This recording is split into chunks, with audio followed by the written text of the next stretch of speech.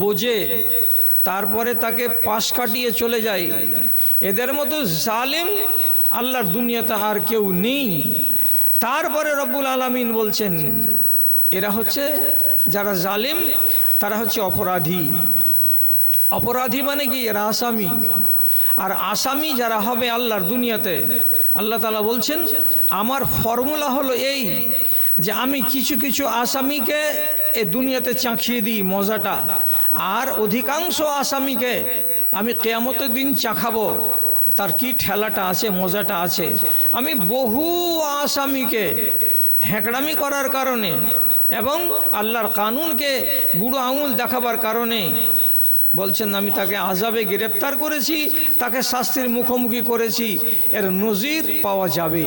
আমি আসামিদের, আমি অপরাধীদের শাস্তি দিতে সক্ষম। আমাকে কষ্ট লাগে না, লোকজন ডাকতে হয় না। আমি আমার শুধু ইশারা ইঙ্গিতেই কি করি, আমি জালিমদেরকে সাজা দিয়ে দেই, আমি ছাড়ি না। ভাইজান, তাহলে কি বোঝা গেল? আল্লাহ রাব্বুল আলামিন আমাদের কিছু হয়তো কানুন দিয়েছেন, সেই কানুনগুলোর উপরেই এই বিধানটা প্রযোজ্য হচ্ছে। আল্লাহর কানুন কি? আমাদের বাড়িতে বাড়িতে রাখা আছে কোরআনে মাজিদ। এটা হচ্ছে আল্লাহর সংবিধান বহি, এটা হলো দস্তুর আমার জীবনের। সেই সাথে সাথে আমার নবী, বিশ্ব নবী রাহমাতুল্লিল আলামিন, তিনি পাক জবানে যেটা বলে গেছেন সেটাও হচ্ছে আমাদের জন্য সংবিধান, এটাও আমাদের জন্য মানা অনিবার্য। তাহলে কোরআন এবং হাদিসটাই হচ্ছে আল্লাহ রাব্বুল আলামিনের দেয়া আমাদের কাছে বিধিবিধান।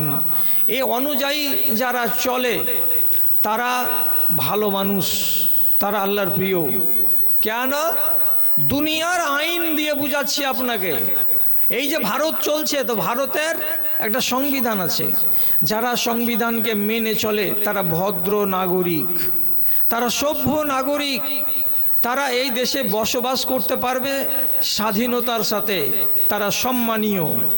এটা তো ভারতের সংবিধানকে মানলেন বলে সভ্য নাগরিক হলেন।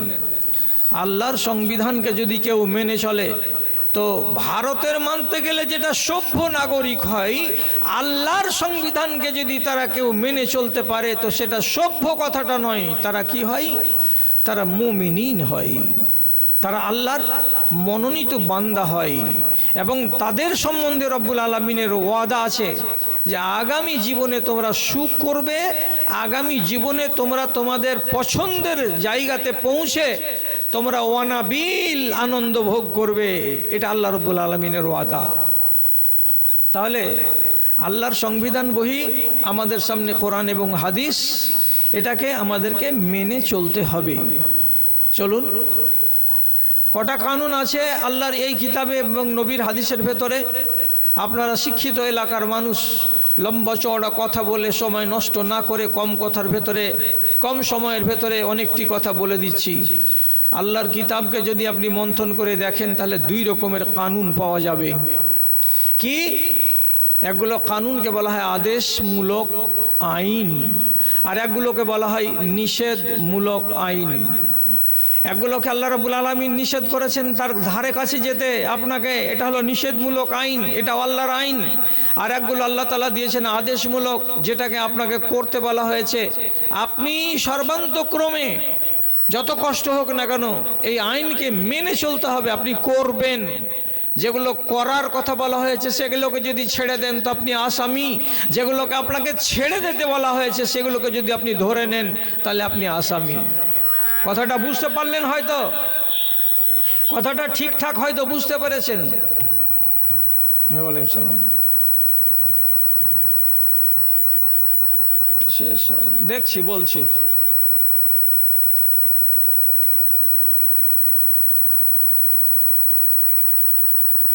ঠিক আছে, ঠিক আছে।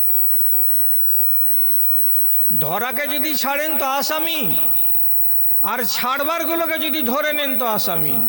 আপনাদের কাছে শুনতে চাইছি আগে বুঝিয়ে দিয়ে, যেগুলো আপনাকে ধরতে বলা হয়েছে তার উদাহরণ দিচ্ছি 5 থেকে 7টা। একটু নিজের কানটাকে খুলুন, কথাগুলোকে শুনুন, বেশি সময় লাগবে না আপনাদের। আমি ধরার কথা বলছি উদাহরণ দিয়ে। নামাজ পড়ো, রোজা রাখো, হজ করো, জাকাত দাও, সত্য কথা বলো, হালাল রুজি খাও, পর্দার সঙ্গে থাকো, 7টা দিলাম। নিষেধমূলক আইন বলছি, মদ খাবে না, সুদ খাবে না, পরনিন্দা করবে না, রাহাজানি করবে না, জাদু করবে না, শিরকে যাবে না, বেহায়া হবে না, হারাম রুজি খাবে না, পড়োশিকে জ্বালাবে না, ইত্যাদি। এগুলো না বললাম।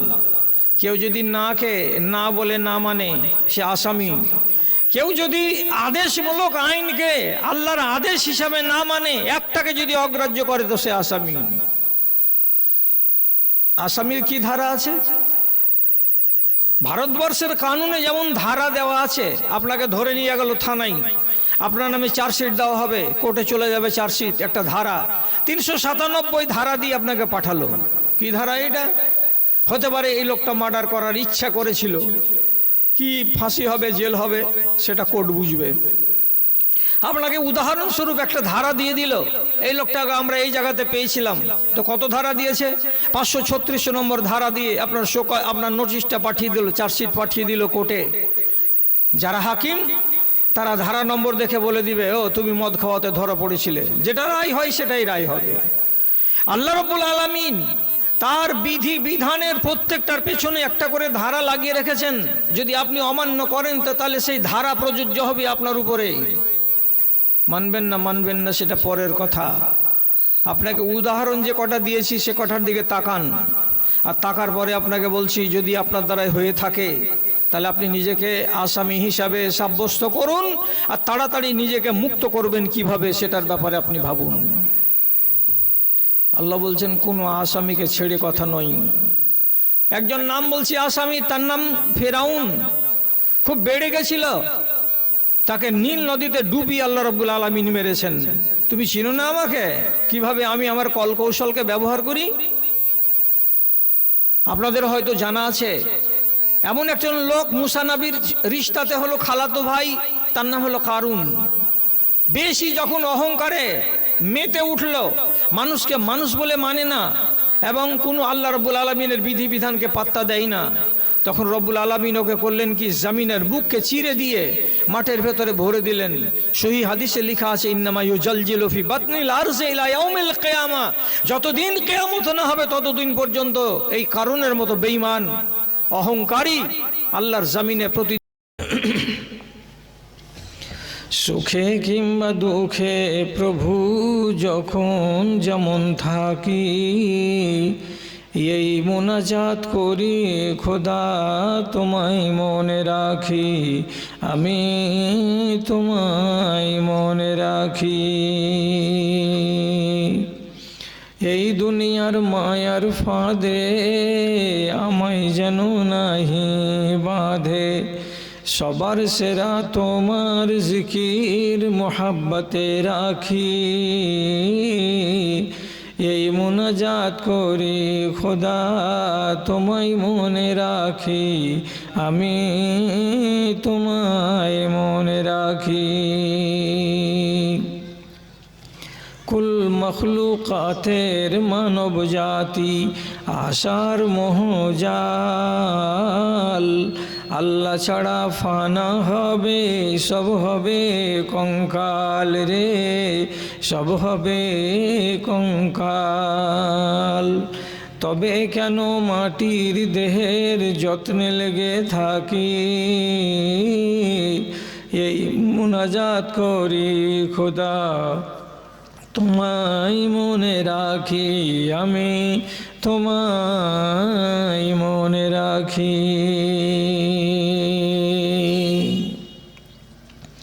শ্রদ্ধেয় সভাপতি সাহেব, সমবেত এই গ্রামের এ প্রান্ত ও প্রান্ত থেকে তথা দূর দিগন্ত থেকে ইমানি জজবাকে সাথে নিয়ে এবং দিনের দরদকে বুকে নিয়ে উপস্থিত বিভিন্ন শ্রেণীর ছোট বড়, ধনী গরিব, শিক্ষিত অশিক্ষিত আমার প্রাণের ভাই ও বন্ধুগণ তথা মজলিসের এক পাশে স্ক্রিনের সামনে শান্তশিষ্টভাবে বসে থাকা আমার আদরের মাতা ও ভগ্নীগণ, আমি আল্লাহ রাব্বুল আলামিনের অন্তরের অন্তরস্থল থেকে শুকরগুজারি করছি যে আপনাদের এই এলাকায় ঠিক এই স্থানে যদি বা নাও এসে থাকি, তবে আমার মগজের এক কোণাতে মান্ডাই এই মান্ডাই কথাটা আজও আছে যে আমি কখনো এসেছিলাম। হয়তো তখন ছিল আমার যৌবনকাল, আজ আমার জীবনের পড়ন্ত বেলা। ভালোই হলো, একবার হাজিরি দিয়েছি যৌবনের কালে, আর একবার হাজিরি দিলাম মরণের কালে। 64 বছর আয়ু, মানুষ বেশি দিন আর কমই বাঁচে এর চাইতে। তাছাড়া নবী করিম সাল্লাল্লাহু আলাইহি ওয়াসাল্লাম তিনি নিজেও বলেছেন যে আমার উম্মতি মা বাইনা 60 ইলা 70, আমার উম্মতিদের গড়ান আয়ু হচ্ছে 60 থেকে 70 বছর। সুতরাং 64 যেখানে মোটামুটি পদার্পণ করে বসেছি, তখন উম্মতে মুহাম্মাদি হিসাবে যেটা পাওনা সেটা পেয়েই গেছি। তো আমি আবার আপনাদের মুখোমুখি হয়েছি বলে আমি আপ্লুত, আমি আনন্দিত। এই জন্য আল্লাহ রাব্বুল আলামিনের আমি শুকরগুজারি করছি। এবং আপনারা এই যে একটা মহতী জালসা অনুষ্ঠিত করেছেন মসজিদের উন্নতিকল্পে, সেখানে এসে কষ্ট করে বাড়ি থেকে এলেন, এ এক লাভ। আবার কষ্ট করে বাড়ি ফিরে যাবেন, যাওয়ার পথেও পায়ে ধুলোবালি লাগবে। তাহলে পায়ে ধুলোবালি লাগিয়ে কেউ যদি দিনের পথে আসে, তো নবী করিম সাল্লাল্লাহু আলাইহি সাল্লাম বলেছেন মানি গওয়াররাত কাদামাহু ফি সাবিলিল্লাহি হারামাল্লাহু আলাইহিন নার। কোনো মানুষ যদি আল্লাহর পথে বেরিয়ে যায় এবং তার পায়ে ধুলোবালি লাগে, আঘাত লাগে, কাঁটা লাগে, খোঁচ লাগে, তাহলে সেই পা দুখানোকে রব্বুল আলামিন জাহান্নামের আগুন থেকে মুক্ত করে দেন। তা আপনি তো সৌভাগ্যবান মানুষ যে এত দূর পর্যন্ত এসেছেন দিনের ডাকে। তারপরে আপনি আরেক দিক দিয়ে আমি দেখলাম যে আপনি ভাগ্যবান কেন। আল্লাহ রাব্বুল আলামিন সূরা জুমারের 17 নম্বর আয়াতে বলেছেন, আল্লাহ তাআলা বলছেন ওয়াল্লাযিনা ইয়াসতামিউনাল কাওলা ফায়াত্তাবিউনা আহসানাহু উলাইকাল্লাযিনা হাদাহুমুল্লাহ ওয়া উলাইকা হুম উলুল আলবাব। কিছু মানুষ এক জায়গাতে এসে বসে কিছু আলোচনা শুনে, ধর্মের কথাগুলোকে শোনে, শোনার পরে 100টা কথার ভেতরে ও 50টা 60টা 70টা কথাকে বেছে নেই, মেনে নেই এবং আমলের সূচিতে তাকে অন্তর্ভুক্ত করে নেই, তাকে পছন্দ লেগে যায়। তো আল্লাহ তাআলা বলছেন ওই মানুষগুলোকে যে আমি তাদেরকে সৎপথের দিশা দান করেছি বলেই তারা এই ভালো কথাগুলোকে মেনে নিতে পারলো।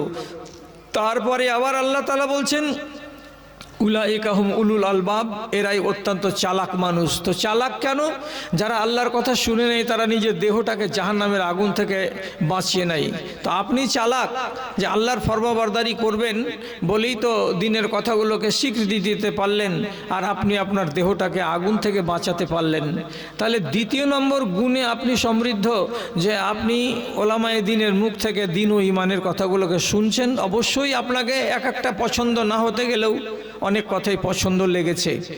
তৃতীয় কথা হলো এই, আল্লাহ রাব্বুল আলামিন কোরআন মাজিদের ভেতরে, যে কোরআন আমাদের সামনে আছে, আপনি বাড়িতে গিয়ে খুলবেন, প্রথম পাতাটা খুলতে গেলে ডান পাতায় পাবেন সূরা ফাতিহা এবং বাম পাতায় পাবেন সূরা বাকারার প্রথম নম্বর পাতাতে 4টি আয়াত আছে। সেই আয়াতের গোড়ার দিকে রব্বুল আলামিন বলছেন মুত্তাকিন কাদের বলা হয় জানো? তো মুত্তাকিন কাদের বলা হয় তাদের পরিচয় দিতে গিয়ে তিনি বলছেন ওয়ামিম্মা রাযাকনাহুম ইউনফিকুন, যে সমস্ত মানুষকে আমি রুজি দিয়েছি, ধন দিয়েছি, সম্পত্তি দিয়েছি, টাকা দিয়েছি, পয়সা দিয়েছি, সোনা চাঁদি দিয়েছি, সেগুলো থেকে যা তারা যদি তাদের পকেটে হাত ভরে আল্লাহর নামে, আমার নামে কিছু বের করে দেয়, দান করে দেয়, তো যারা দান করে তাদেরকে রব্বুল আলামিন